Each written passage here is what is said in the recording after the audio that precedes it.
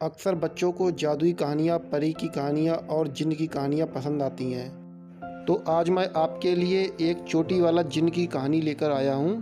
नमस्कार दोस्तों, मेरा नाम है अनमोल और आपका स्वागत है हमारे यूट्यूब चैनल अनमोल ज्ञान दर्पण में। ऐसी ही रोचक कहानियों के लिए हमारे चैनल को सब्सक्राइब करें। अगर आपको ये वीडियो अच्छी लगती है तो इसको लाइक करें और ज़्यादा से ज़्यादा शेयर करें। तो फटाफट कहानी को शुरू करते हैं। बहुत पहले की बात है, एक गांव में एक कुम्हार अपनी बीवी के साथ रहता था। कुम्हार स्वभाव से बहुत ही लालची था, जबकि उसकी बीवी अच्छे स्वभाव की महिला थी। कुम्हार सारे दिन बर्तन बनाता रहता था और उसको बाजार में बेचकर अपनी जीविका चलाता था। लेकिन वह इससे संतुष्ट नहीं था। उसने बड़ी मेहनत से कुछ मिट्टी के बर्तन बनाए और उसको बेचने के लिए बाजार की ओर चला गया। उस कुम्हार को यह उम्मीद थी कि इस बार बर्तन बेचकर उसको अच्छे पैसे मिल जाएंगे और उसकी गरीबी कुछ हद तक मिट जाएगी। लेकिन वह कुम्हार निराश हो गया, क्योंकि उसने जो भी बर्तन बेचे वह सारे सस्ते दामों में बेचे। उसको उस बर्तन के अच्छे दाम नहीं मिले। बर्तन को बेचने के बाद अब शाम हो गई थी। कुम्हार ने सोचा कि अब घर को निकलना चाहिए। वह कुम्हार इतना सोच ही रहा था कि रात होने लगी। उस कुम्हार को घर वापस जाने के लिए एक जंगल के रास्ते से गुजरना पड़ता था। रास्ते में जाते वक्त कुम्हार को एक अजीबोगरीब पेड़ दिखाई दिया। अचानक कुम्हार की नज़र पेड़ के ऊपर पड़ी, जिस पर एक जिन्न था। जिन्न को देखकर कुम्हार घबरा गया, लेकिन उसने सोचा कि उसकी दादी माँ कहती थी कि अगर जिन्न की चोटी उसके पास आ जाए तो जिन्न हमेशा के लिए गुलाम बन जाता है। वह कुम्हार बहुत ज़्यादा घबरा भी रहा था और यह तरकीब सोच रहा था कि उसके पास उस जिन्न की चोटी कैसे आए। तभी जिन्न बोलता है कि मैं बहुत दिनों से भूखा हूँ और आज मैं तुझे खाकर अपनी भूख मिटाऊंगा। तभी कुम्हार ने एक तरकीब सोची। उसने जिन्न से कहा कि रास्ते में आते वक्त मुझको एक परी मिली हुई थी। उसने मुझसे कहा था कि जिस जिन्न की एक हाथ चोटी होगी मैं उसी जिन्न से शादी करूँगी। जिन्न खुश हो गया और उस कुम्हार से बोला कि मेरी चोटी तो एक हाथ से भी ज़्यादा है। तभी जिन्न अपनी चोटी उस कुम्हार को दिखाने लग गया और जैसे ही कुम्हार उसकी चोटी देख रहा था, उसने फटाफट उसी को काट के अपने पास रख लिया। तभी जिन्न बोलता है कि ये तुमने क्या किया, तुमने मुझको गुलाम बना लिया। तभी कुम्हार कहता है कि अब तुम मेरा कुछ नहीं कर सकते। अब मैं जो भी तुमसे कहूँगा वो तुमको करना होगा, क्योंकि आज से तुम मेरे गुलाम हो गए हो। जिन्न कहता है कि जो हुक्म मेरे आका, बताओ मुझको क्या करना है। तभी कुम्हार कहता है कि मेरा घर बहुत पुराना है, क्या तुम उसको बदलकर एक महल बना सकते हो। जिन्न कहता है ये तो चुटकियों का काम है, तुम अभी रुको, मैं उसको एक सुंदर महल में बना देता हूँ। तभी जिन्न अपने जादू से उस पुराने से घर को एक सुंदर महल में बना देता है। इसके बाद जिन्न कहता है कि मैंने तुम्हारे घर को एक सुंदर महल में बना दिया है, अब मुझको आज़ाद कर दो, अब मुझको जाने दो। तभी किसान कहता है नहीं, अभी तुम्हें मेरा एक और काम करना है। मेरी बीवी को गहने बहुत पसंद है, तुम मेरा घर पूरा गहने से भर दो। जिन्न कहता है कि मैं तुम्हारा यह काम भी पूरा कर देता हूँ, और वह उसके घर को गहने से भर देता है। इसके बाद जिन्न कहता है क्या मैं अब जा सकता हूँ। तभी कुम्हार कहता नहीं, अभी तुम मेरे साथ ही रहोगे कुछ दिन तक। इसके बाद कुम्हार अपने घर वापस आ जाता है और वह आकर देखता है कि उसके पुराने घर की जगह वहाँ पर एक बहुत बढ़िया घर बना हुआ था और उसकी बीवी ने भी काफ़ी सारे गहने जेवर पहने हुए थे।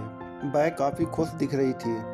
इसके बाद उसकी बीवी पूछती है कि यह सब कैसे हुआ है। तब कुम्हार उसको सारी बात बताता है। वह बताता कि वह जब घर वापस आ रहा था तो रास्ते में उसको एक जिन्न मिला था और उसने जिन्न की किसी तरह से चोटी ले ली थी, जिससे कि जिन्न उसका गुलाम हो गया और वह उसकी सारी ख्वाहिशों को पूरा कर रहा है। इतना कहने के बाद उसने अपनी पत्नी से कहा कि इस बात को किसी को नहीं बताना है, यह राज की बात है और इसको राज ही रखना है। उसकी पत्नी मान जाती है। अब कुम्हार और उसकी पत्नी दोनों अच्छा जीवन व्यतीत करते हैं। कुम्हार की पत्नी उस जादुई जिन्न की चोटी को एक बर्तन में छुपा के कहीं रख देती है और वे दोनों सारा धन को कहीं छिपा कर रख देते हैं ताकि उसको कोई देख ना सके। ऐसे ही समय गुजरता जाता है। उधर गांव वाले लोगों को शक होता है कि इस कुम्हार के पास रातों रात इतना पैसा कहां से आया, यह इतना अमीर आदमी कैसे बन गया है। और एक दिन सारे गांव वाले मिलकर उस कुम्हार और उसकी बीवी से मिलने गए और वहां जाके उन्होंने उसके बदलाव के बारे में पूछा, लेकिन कुम्हार और उसकी बीवी ने उनको कुछ भी नहीं बताया और गांव वाले वापस आ गए। ऐसे ही कुछ दिन बीतते गए। अब उस घर में जिन, कुम्हार और उसकी पत्नी रहते थे। अब थोड़े समय के बाद दिवाली का त्यौहार आया। कुम्हार अपनी पत्नी से कहता है कि दिवाली का त्यौहार आ रहा है, घर को साफ सुथरा कर देना चाहिए। तभी कुम्हार की पत्नी कहती है कि हमारे पास तो जिन्न है, हमें काम करने की क्या ज़रूरत है, हम जिन्न को बोल देते हैं, वही घर की साफ सफाई कर देगा। इसके बाद वह जिन्न को बुलाता है। तभी जिन्न वहाँ पर प्रकट हो जाता है और कहता है कि क्या हुक्म मेरे आका, मुझे क्या काम करना है।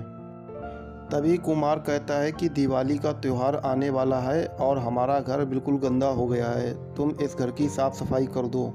जिन्न कहता है जो हुक्म, मैं अभी साफ़ सफाई कर देता हूँ। इसके बाद जिन्न अपने काम पर लग जाता है और देखते ही देखते वह पूरे घर की साफ़ सफाई कर देता है। साफ़ सफाई करते वक्त जिन्न को एक डिब्बा मिलता है जिसमें कुम्हार की बीवी ने उसकी चोटी को छिपा के रखा था।